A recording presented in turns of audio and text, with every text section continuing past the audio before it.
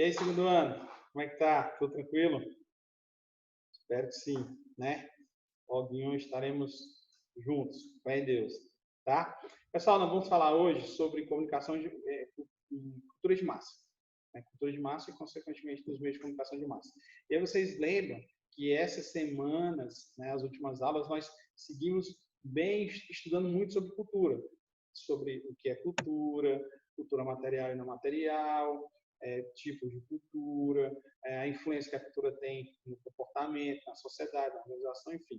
Nós damos cultura e hoje nós vamos falar sobre cultura de massa. O que é essa cultura de massa? A cultura de massa é a ideia de uma cultura ligada aos meios de comunicação de massa. Consequentemente, uma cultura muito ligada à tecnologia. Quais são os meios de comunicação de massa? TV, rádio, internet, livros, cinema, né? São meios que você consegue comunicar com um grande número de pessoas, né? Que tem fácil acesso, né? E que as pessoas consigam receber aquela informação. É importante lembrar que os meios de comunicação de massa, eles são vias de mão única. Então, você recebe a informação, mas você não pode interferir na informação. Não é igual uma conversa, que a pessoa te fala uma coisa, você rebate, você cobra, você exige, você faz com que a pessoa se retrate, se for o caso, por aí vai, certo? Não, no meio de comunicação de massa, não. Por exemplo, você está assistindo um filme e no final do filme você não gosta, paciência. Você vai fazer uma crítica sobre o filme, alguma coisa assim, mas você não vai alterar o final do filme. O final do filme não vai ser alterado, nem você nem ninguém que está ali, certo? Então, isso é a ideia dos meios de comunicação de massa. Passar uma mensagem clara, passar uma mensagem rápida, né, digamos assim, e consiga alcançar um grande número de pessoas de forma rápida. Então, tu imagina, a TV, quantas pessoas, né, não estão ligadas na TV em uma noite, por exemplo, na hora do jornal, na hora de uma novela, alguma coisa assim, um filme.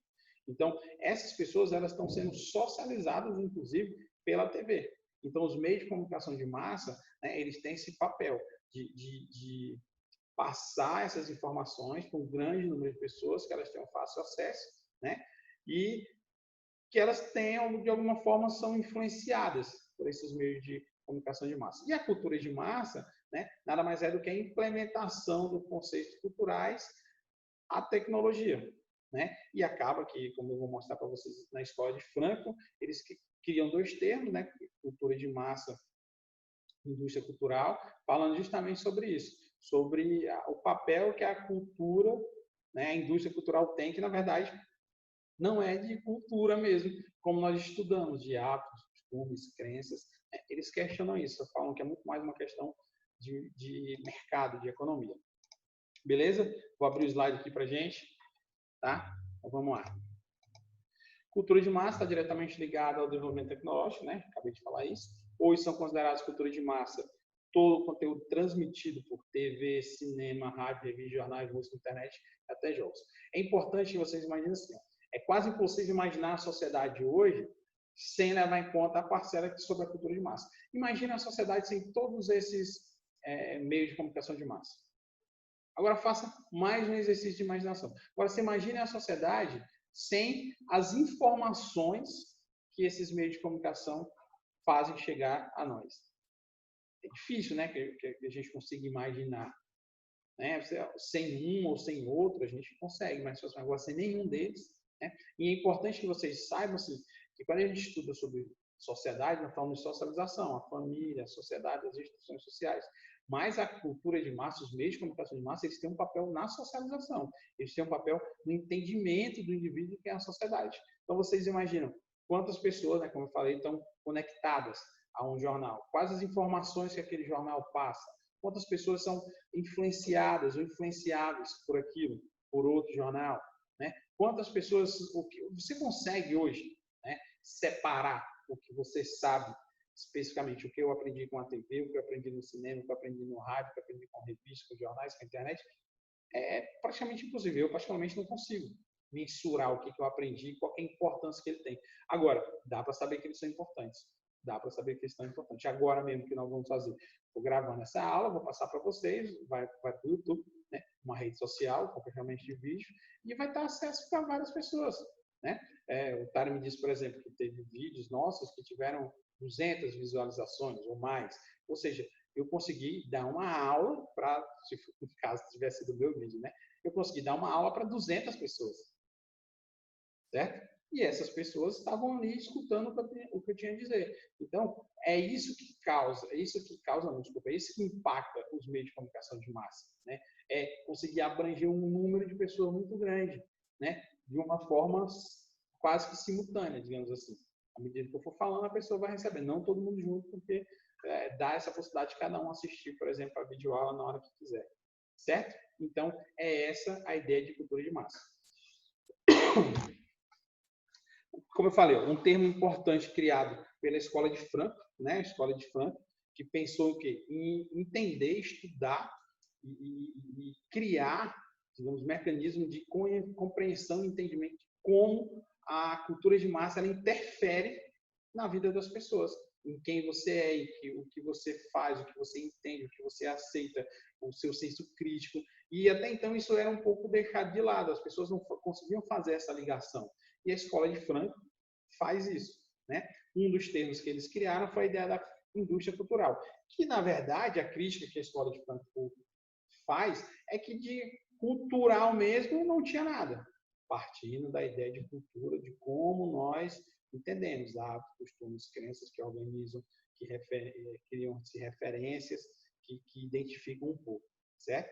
A ideia de indústria cultural refere-se à indústria da diversão de massa, da transformação das artes e dos bens culturais em mercados rentáveis. Ou seja, a ideia da indústria cultural não era transmitir a cultura, era pegar a cultura e transformar em negócio, certo? Essa é a crítica que eles fazem à indústria cultural, que ela não se preocupava em transmitir a cultura, o sentido, a importância, digamos assim, o sentimento por trás daquilo.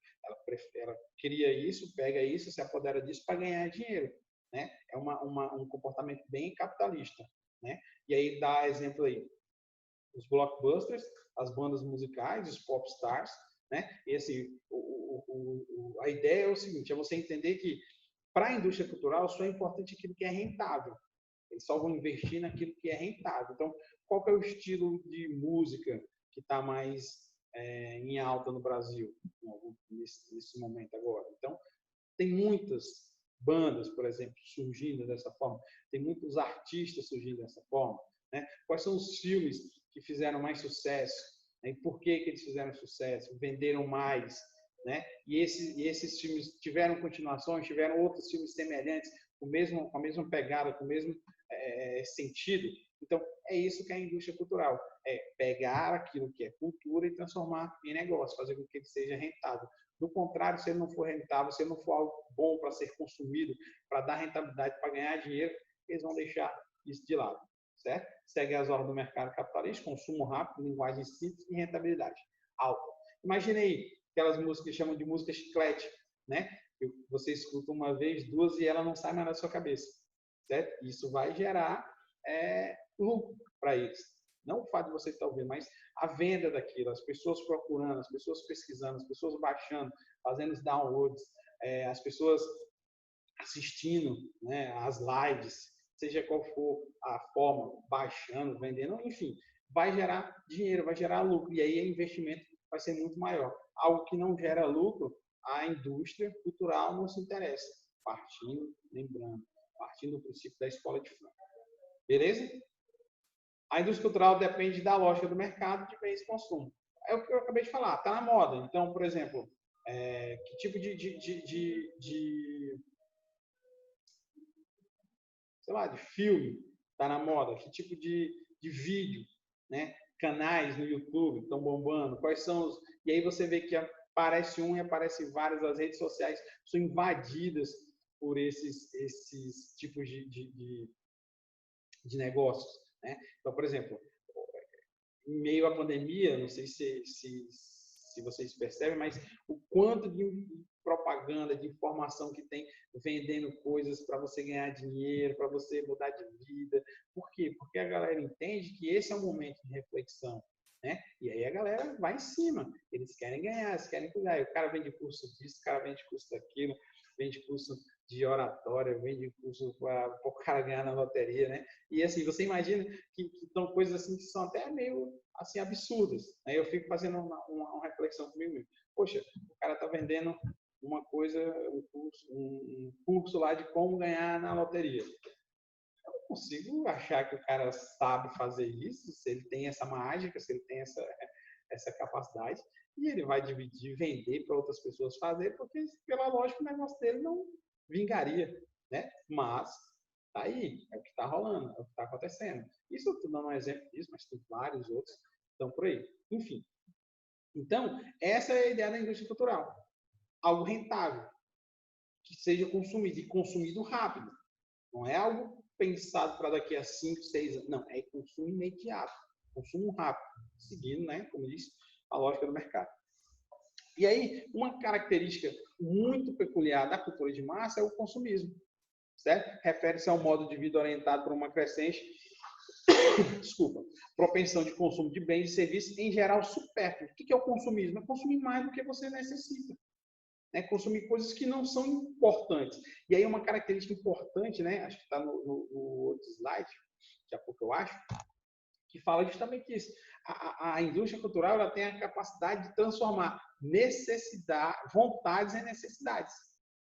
Certo? Então, estimula o consumismo fazendo com que as pessoas consumam mais do que elas realmente precisam. Coisas supérfluas, coisas sem... Sabe, assim, você imaginar que lá na sua casa, provavelmente na casa de quase todo mundo tem isso, um quartinho, um cantinho lá que tem um monte de coisa que você comprou e que nem sabe. Usou uma vez, depois não usou mais, ou nem usou, né? Então, mas vai estimulando, porque você abre seu celular, né? Você abre ali a sua internet e você é bombardeado com informações de consumo, compra isso, compra aquilo, que vão te adequar, que você vai fazer isso, que você vai fazer isso, vai emagrecer, vai ficar bonito, vai ficar rico. Ou seja, sabe o que as pessoas estão querendo nesse momento? E aí eles investem nisso e nós somos levados ao consumismo. Né? O que é especificamente? Comprar não pela necessidade, mas pelo que simboliza. Né? Comprar pelo prazer. Né, de saber que você comprou alguma coisa e depois você vai chegar e você não vai nem saber usar, às vezes não vai nem querer usar, no caso corre o risco de você se arrepender depois de fazer a compra. Poxa, por que eu comprei isso, cara? E aí você, não vou mais fazer isso, o que é que você faz de novo? Consome novamente, certo? Por quê? Porque você é estimulado o tempo todo. Se você parar, fazer uma reflexão, nós somos estimulados a consumir o tempo inteiro, certo? É uma lógica de mercado, é uma estratégia de mercado. Beleza? Estímulo ao consumismo refere-se ao modo de vida orientado por uma crescente propensão ao consumo de bens ou serviços, em geral supérfluos, em razão do seu significado simbólico, prazer, sucesso, felicidade, frequentemente atribuído pelos meios de comunicação de massa. Entenderam? Então, nós somos influenciados, nós somos condicionados a isso pelos meios de comunicação de massa. Então, você quer ser assim, você tem que comprar isso. Você quer ser assado.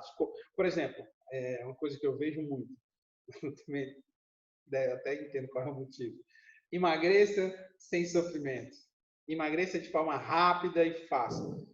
Cara, não, eu acho que não tem, né? Se vocês souberem, depois você me manda a receita, mas eu acho que não tem uma forma de emagrecer fácil, sem ter um sacrifício, sem ter um esforço, sem ter um acompanhamento médico, né? Então, mas as pessoas compram. Né? E algumas coisas viram moda, as pessoas compram pela moda, outras pessoas compram acreditando, sem fazer um juízo correto daquilo, acreditando que aquilo vai resolver seus problemas. Certo? Isso é o consumismo. Fazer você comprar coisas que você não precisa, mas acha que precisa. Porque os meios de comunicação em massa te criaram esse estereótipo, esse modelo. Beleza? Aí aqui tem dois autores da escola de Frankfurt, né? Theodor Adorno e Walter Benjamin. Né? Esses dois, né, não, tem vários outros, mas esses dois foram escolhidos especificamente porque eles vão fazer uma ligação muito mais clara com a questão da indústria cultural e da cultura de massa. Beleza? Então, Adorno, crítico severo da sociedade de consumo, por essa ter transformado o cinema e o rádio em um negócio. Indústria cultural. Certo? Cinema, o rádio, que era um meio de comunicação de massa, foram transformados em negócio. Então, hoje, qualquer TV, para sobreviver, ela tem que ter anúncio, ela tem que ganhar dinheiro, ela tem que mostrar aquilo que as pessoas querem ver, né? Aquilo que as pessoas querem consumir. E o papel de informar, o papel de levar a cultura, ele fica relegado ao segundo plano, certo? Então, ele criticava isso. O rádio e a TV como meio de comunicação de grande acesso, eles deveriam ser usados como elemento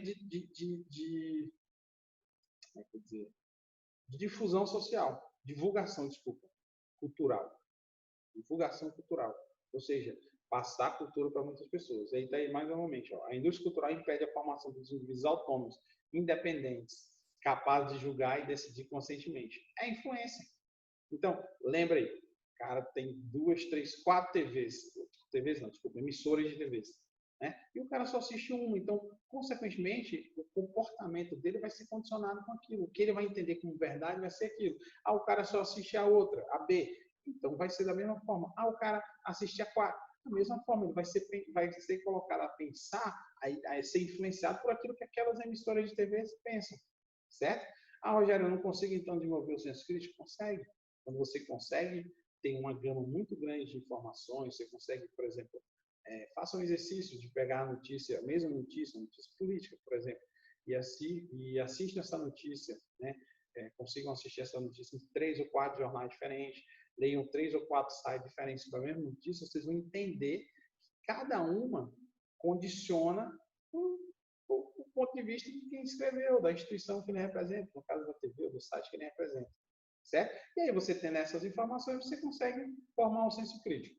Beleza? Mas ele diz que a indústria cultural tira a autonomia, ou seja, ela impede o indivíduo de pensar por si só. Ele passa a pensar a partir daquilo que foi condicionado pela indústria cultural. Beleza? A indústria cultural orienta o homem capitalista para o consumo, impondo comportamentos que indicam uma ideia de felicidade. Aqui a gente falou agora, o consumismo está ligado também a isso, né? Ao supérfluo, à felicidade, ao prazer momentâneo, certo? E aí você acaba sendo influenciado pelos meios de comunicação, pela indústria cultural, certo? O outro é o Walter Benjamin. O Walter Benjamin, né, eu acho ele muito legal, né, nesse ponto de vista, porque ele faz uma crítica ao cinema. Na sua visão, ele tirava a aura do autor em relação ao personagem.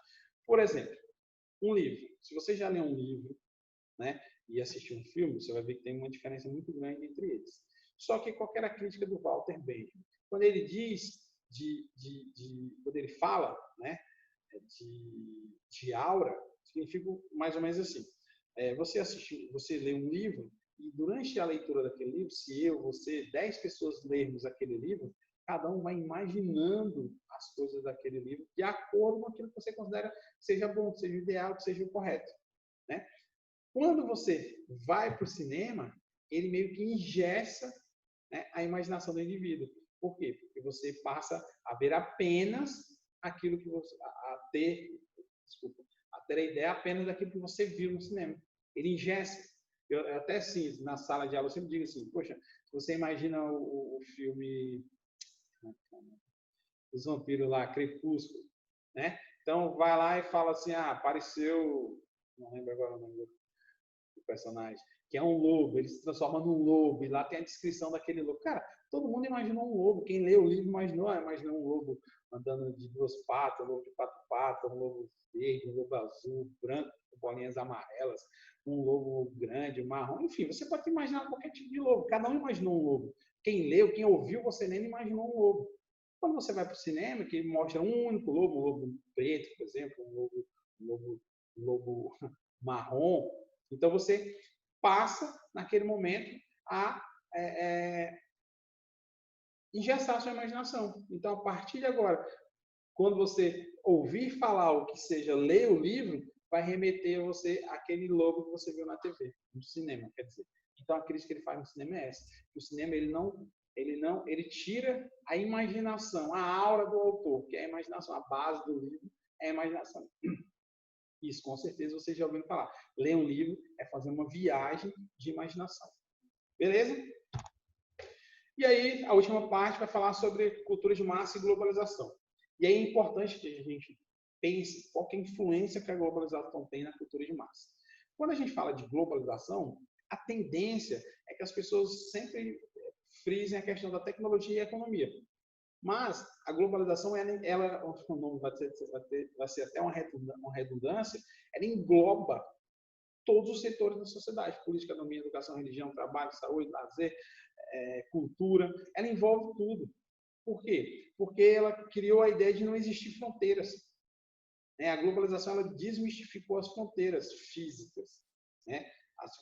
Através da virtualidade. Então, hoje você consegue estar em qualquer lugar virtualmente, participar, interagir, entender,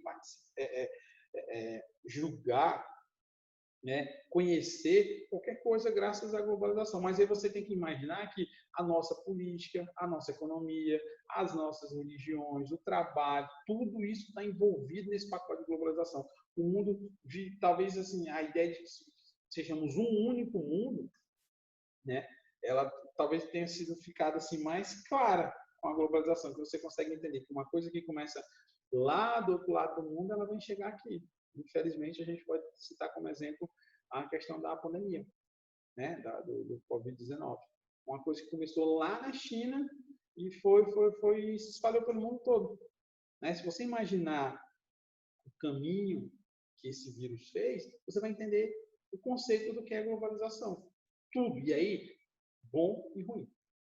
Certo? É importante vocês entenderem que a globalização ela não determina só coisas boas. Vamos melhorar. Não. Pode ser um regresso. Certo? Pode ser um retrocesso, desculpa. Pode ser um retrocesso. Não necessariamente são coisas boas. Né? Hoje em dia, como está aí, hoje em dia as mudanças são mais rapidamente percebidas por conta da globalização. Então, acontece uma coisa do outro lado do mundo, imediatamente ela já chegou aqui. Às vezes simultaneamente, às vezes ao vivo, às vezes rapidamente. Se a gente pega outro exemplo da economia, né, as bolsas de valores elas são extremamente assim, globalizadas, interligadas. Né? Então, assim, acontece alguma coisa na bolsa de valores dos Estados Unidos, ela cai, por exemplo, o índice, ela derruba os índices de todas as outras. Ou seja, uma coisa que aconteceu lá nos Estados Unidos, o cara lá na Índia, que não, entre aspas, não tem nada a ver, que isso não existe mais, aí eu não tenho nada a ver com aquilo que tem. A globalização tornou esse discurso inviável. Todo mundo tem a ver com tudo, porque tudo afeta a sua vida. Beleza? Com relação à cultura, qual que é o papel da globalização? A cultura, ela tem um lado positivo e o lado negativo, né, com relação à globalização. Então, por exemplo, a padronização cultural. O que você imagina assim, nós consumimos muita cultura internacional. E chega em determinado momento que você consegue identificar padrões culturais. Né? Então, a globalização ela permite que você tenha acesso a comportamentos culturais de outros países. E isso acaba que cria o conceito de um padrão cultural. Então, as pessoas, para serem aceitas, ou para participarem, ou para se sentirem confortáveis, ela busca um padrão mundial, digamos assim, cultural, ou de uma cultura dominante. Isso é ruim. Por quê? Porque a partir do momento que você abre mão um pouco da sua cultura, você perde um pouco da sua história. E aí você quer criar um padrão cultural mundial, que nós não vamos conseguir, justamente por conta da diversidade. Então, nesse ponto, a globalização não é boa para a cultura. Por outro lado, né, você consegue, por exemplo, divulgar os comportamentos culturais, as manifestações culturais, de uma forma muito grande. Certo? Então, se por um lado a globalização traz a modernidade, traz os padrões culturais internacionais para cá e acaba influenciando no comportamento do padrão local, por outro lado, ela é responsável por expandir a abrangência da cultura.